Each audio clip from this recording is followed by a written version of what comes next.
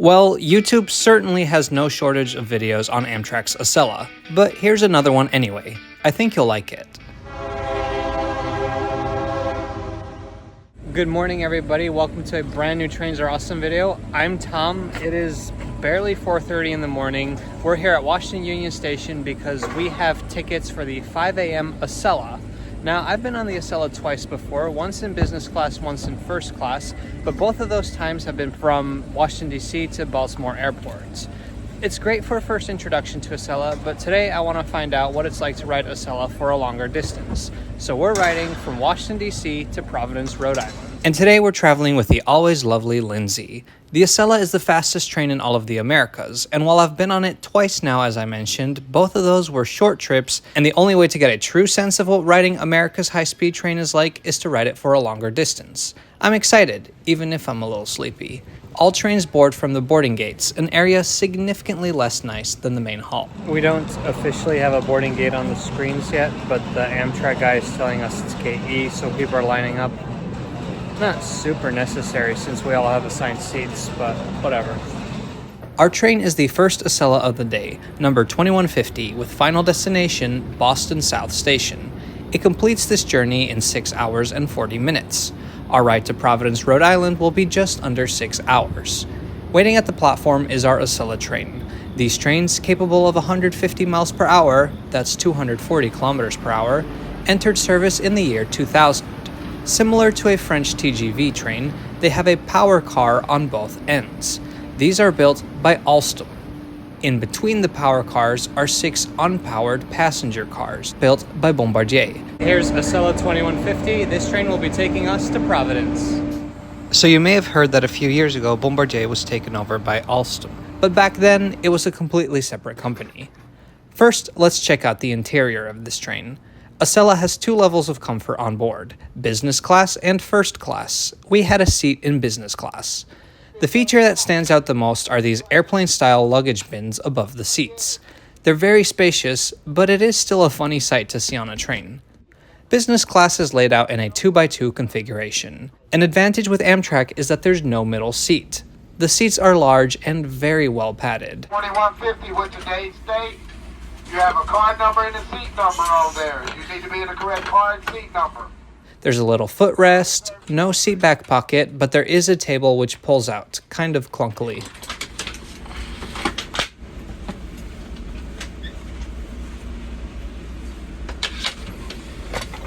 The seats have a generous recline, but the one in my seat was broken, and anytime I would shift, it would launch the seat forward.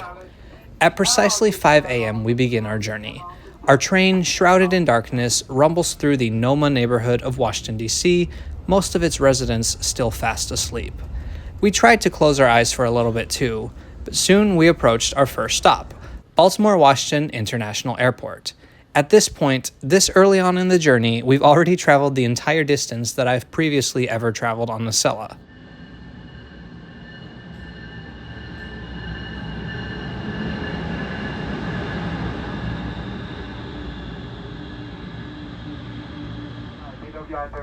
For a rail station, please watch your step.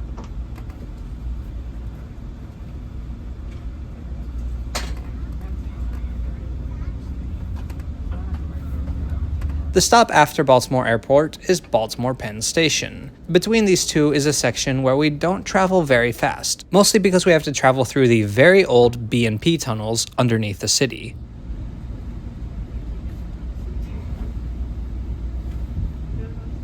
The sun will come up soon, and our next stop will be Wilmington, Delaware, followed by Philadelphia, Newark, and New York. The high-speed nature of Acela is a slightly controversial topic. I've tried to address it in my first Acela video, that time that I rode it just for a short distance, and it definitely ruffled some feathers in the comments. But the fact is, despite being America's fastest train, from a global perspective, it's not that fast. Japan's Shinkansen opened in 1964 with a top speed of 130 miles per hour or 210 kilometers per hour. Today, while some Shinkansen lines operate with a much higher speed, all the way up to 200 miles per hour, 320 kilometers per hour, there are still a few lines that run at speeds that are much more similar to Acela. And the same is true in Europe. Some trains top out at 200 miles per hour, but others go a little bit slower. The issue isn't necessarily Acela's top speed. Yes, it can be considered high speed. But when you take average speed into consideration, things begin to paint a different picture. The total distance between Washington and Boston is 457 miles, which it completes in about 6 hours and 40 minutes. That's an average speed of just 67 miles per hour. Certainly, most trains in the US have even slower average speeds, but 67, that's less than half of its top speed. And it's much slower than other high-speed trains around the world. Did you know that Amtrak actually tested out different high-speed technologies from around the world? In the late 20th century, high-speed rail was popping up in different countries. Since 1969, the US had their own version of higher-speed intercity rail known as the Metroliner. For more on the Metroliner, check out my video where we ride one of the last remaining ones. The Metroliners actually didn't perform very well as high-speed trains. In the 1990s, Amtrak began testing different European trains in the US. First, they had a Swedish X2000 train, and after that came a German ICE-1. Based on the results from these tests, knowing what they preferred and what they didn't, Amtrak placed an order with Alstom and Bombardier in 1996. Why they did this, I'm not entirely sure. It seems like a strange choice to have different parts of your train made by completely different manufacturers, but anyway, in 1999, the name Acela Express was announced, and service began in 2000. The name changed to just Acela in 2019. So that's the past of Acela, but once we pull out of Philadelphia's 30th Street station, we get an introduction to the future of Acela, the brand new Avelia Liberty train sets. Wait, did I say brand new? They were ordered in 2016, delivered in 2020, and are still not in service yet. In the meantime, they've been plagued by all sorts of issues, from water leaking to issues with the hydraulics and issues with software. And though through most of this year they've been saying they'll enter service this fall, it's pretty clear that they're not going to enter service until next year. As you'll see later, they're still testing. It feels kind of silly to discuss the issues with the new trains when I still have a ways to go talking about the woes of the current trains. I also know that I'm probably sounding kind of negative so far. My channel's name is Trains Are Awesome, but part of that means that I want trains to be as awesome as they can be. Acela is great at making the most of the limited circumstances that it finds itself in. What makes Acela different from high-speed trains around the world is that Acela does not use even an inch of dedicated tracks. The line from Washington to Boston, known as Amtrak's Northeast Corridor, is old.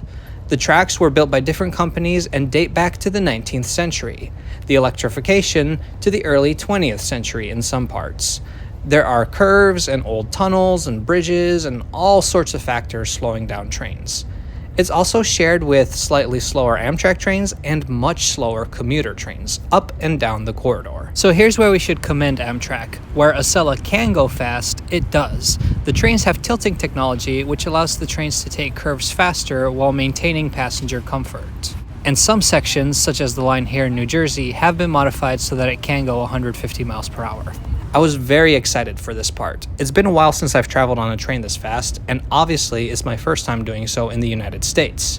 And let's not forget, the Acela has been very successful. In its first 5 years of service alone, the share of passengers choosing Amtrak over flights or buses more than doubled between DC and New York, from 18% to 40%. Acela's strength, I think, is in its branding. It's no mistake that they don't have coach. Their lowest offering is business class. Acela is meant to be the classy, comfortable way to travel through the Northeast. We'll talk more about this later, but for now, let's go on a quick walk to the front of the train. Before you reach the vestibule, there's this little nook area. I think this is where you can sit down, take a phone call if you have to. Then in the vestibule, obviously, there's the doors.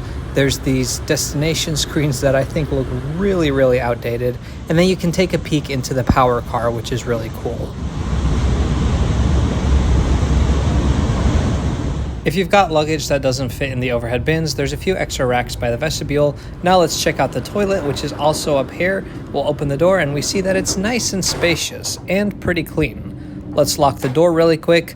I like that the mirror is backlit. And after using this bathroom, I can say that everything was well stocked, in working order, and very clean. It was a nicer bathroom as far as Amtrak bathrooms go.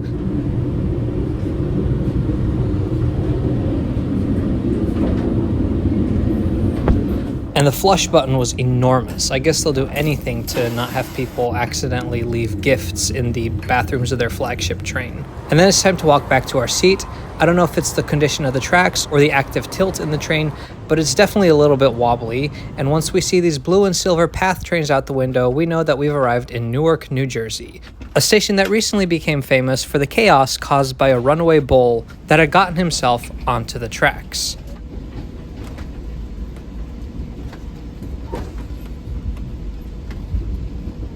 The Manhattan skyline is visible in the distance, and soon we dive underground to cross the Hudson River. Our next station is New York Penn Station, about halfway through the route, and the final destination for a lot of passengers on our train. Not for us, though. New York Penn Station. Normally we'd be getting off here, but today we're headed all the way to Providence, which is exciting because I've actually never taken the train past New York before.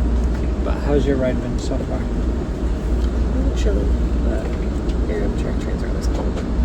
So I will say it would be nice to have a properly functioning recliner. Our stop in New York was actually a lot shorter than I thought it was going to be, and soon we were on our way again. For the Amtrak 2150 Acela train en route to Boston. Making all scheduled stops. With a 6-car train consist today. Car number 6 being in the front, car number 1 being in the rear. From front to back, 6, 5, 4, 3, 2, 1. Our cafe car is located in car number 4. Will be open upon announcement. At New York, the crew changes and you do have to get your ticket scanned again.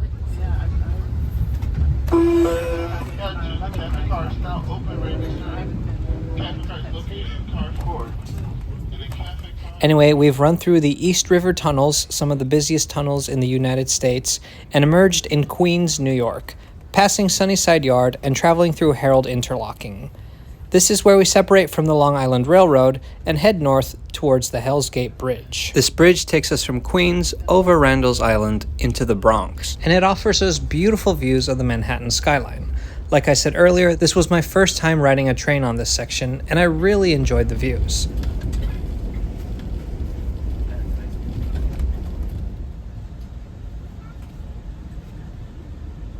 And then we approach New Rochelle Station. This is where our train joins the Metro North New Haven line.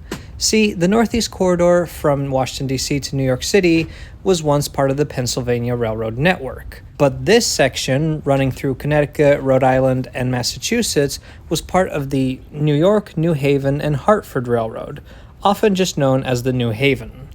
The New Haven also electrified their tracks, but you can tell that this is a different section of the line because the portals carrying the overhead catenary look very different. The Metro North New Haven line is also one of the busiest commuter rail lines in the entire country. Trains run super frequently, and there are a lot of stops. Metro North owns the tracks, and because of just how busy it is, it forces our train to go extremely slowly. Now, Metro North wasn't the only culprit for our slow speeds. There was also a Northeast Regional right in front of us, but as we crossed into Connecticut, our speed was embarrassingly slow.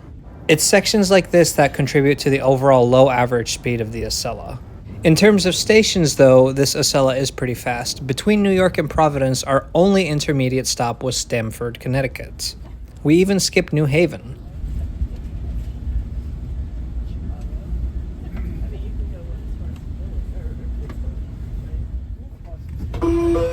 Ladies and gentlemen, for those of you just joining us in Stamford, welcome aboard the Amtrak 2150. We have basically have all tickets out ready for scan. Next station stop in about 2 hour 30 minutes will be Providence. Well, while we've got the time for it, let's talk about price. The Acela, because it's a premium product and marketed as such, is usually very expensive. Tickets can easily go into the hundreds of dollars. It's why I normally take the Northeast Regional. But the crazy thing is, when Lindsay and I were booking this trip, we were going on vacation to Cape Cod and wanted to take the train to Providence. We fully expected to book a regional, but when we looked at the prices, this Acela was only about $80 a person. The next available Northeast Regional was over $200 a person. That's quite unusual. If you're lucky, you can find instances where Acela is cheaper than the Regional, but usually it's not. And to be completely honest with you, I would only book it in instances where it is cheaper. because while business class does sound really nice, honestly, business class on the Acela and the Northeast Regional just doesn't impress me that much, especially because the seats are in a 2x2 configuration. Business class on trains in other parts of the country are usually 2x1, and in other parts of the country, you usually get like a complimentary drink from the cafe with business class. On the Acela, that's not the case. If you're in first class, you get all your meals for free. But business class, what am I paying for other than more legroom, bigger seats, the chance to pick my own seats for that much extra money? I don't know. I just think the business class product in other parts of the country is much better than on the Acela. And so I would rather just pay for coach on the Northeast Regional than business class on the Acela. Now about ownership of the line. So Amtrak owns the Northeast Corridor from Washington, D.C. to New Rochelle, and then ownership transfers to the Metro North Railroad until the New York-Connecticut border. From the border to New Haven, it's the property of the Connecticut Department of Transportation, and then until the border with Rhode Island, it is once again under Amtrak's ownership. The Metro North New Haven line is with us until New Haven Station. That's where it's really busy. And east of New Haven, we share tracks with the much less frequent Shoreline East commuter service. So you'd think our speed can pick up. Well, unfortunately, no, because that section of track is extremely curvy. The sharp curves, together with the railroad crossings, yes, there are railroad crossings, severely limit the speed of the train once again. But what we lack in speed, we make up for in views. This part of Connecticut is really pretty, and if you look on the right side of the train, you get gorgeous views of Long Island Sound. I never really think of the Northeast Corridor as a scenic route, but there actually are quite a few scenic sections. And what better way to enjoy the view than with some food? We're not stopping at these gross old coffee machines that are in some of the cars. We're going to the cafe car. The Acela cafe car is one of my favorite parts of the Acela. There's just something about the way it looks that is refreshingly different from other Amtrak trains.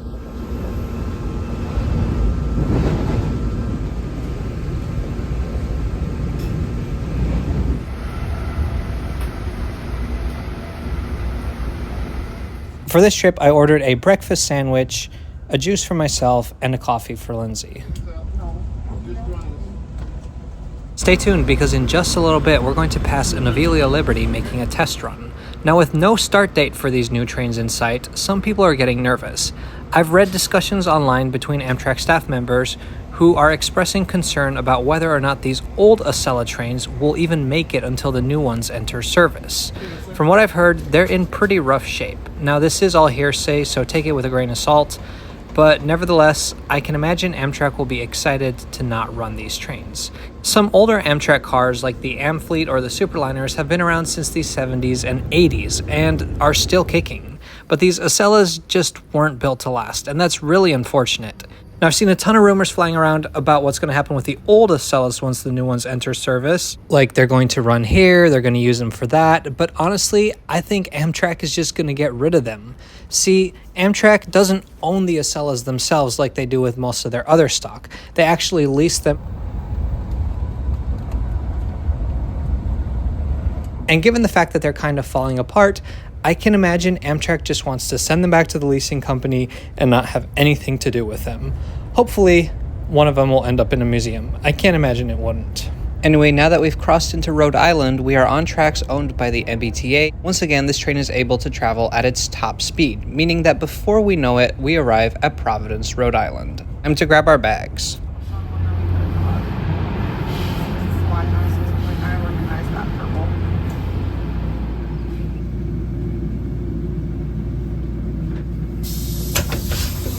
We've made it to Providence, Rhode Island.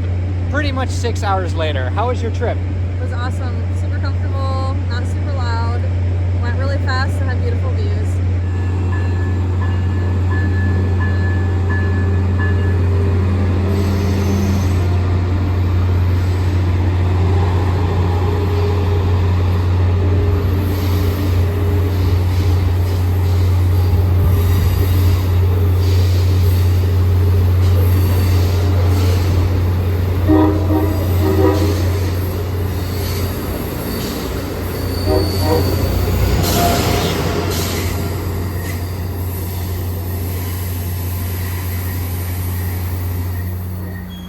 This is a huge elevator. For huge people. We've made it to Providence, capital of Rhode Island, largest city in the smallest state, and I just want to take the time to thank you for watching today. We had a great trip aboard the Acela, and this was just the start of a wonderful vacation that Lindsay and I were able to enjoy. If you enjoyed this video, please subscribe to Trains Are Awesome. We've got so much more great content coming, but in the meantime, you can check us out on Instagram and Patreon for exclusive updates. See you next time.